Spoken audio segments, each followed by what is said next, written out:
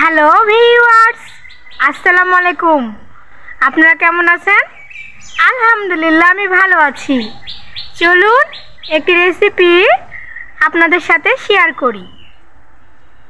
পটল ভর্তা রেসিপিটা করার জন্য যা যা লাগবে: ভেজে নেওয়া গোটা পটল, পেঁয়াজ কুচি, শুকনা মরিচ ভেজে নেওয়া, লবণ ও সরিষার তেল।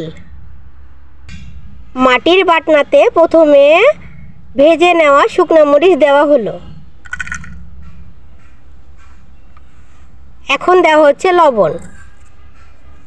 বাঁশের ঘটনার সাহায্যে এভাবে শুকনা মরিচগুলোকে লবণ দিয়ে পিষে নিতে হবে। ভেজে নেওয়া শুকনো মরিচগুলোকে ঘটনার সাহায্যে ভালোভাবে পিষে নিতে হবে। ভেজে নেওয়া শুকনো মরিচ পিষে নেওয়া হয়ে গেছে। এখন দেওয়া হচ্ছে ভেজে রাখা গোটা পটলগুলো। এগুলোকেও ঘটনার সাহায্যে এভাবে বেটে নেব।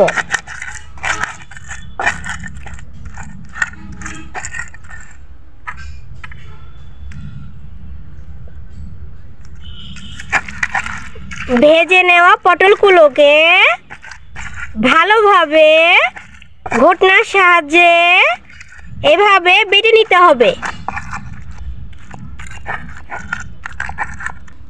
ভেজে রাখা পটলগুলো বেটে নেওয়া হয়ে গেছে।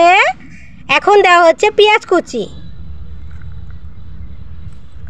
সরিষার তেল,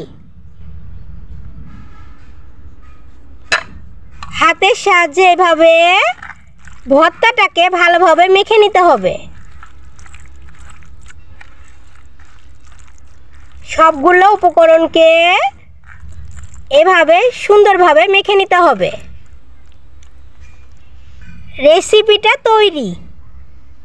এই ছিল রেসিপি পটল ভর্তা। ধন্যবাদ আপনাদেরকে।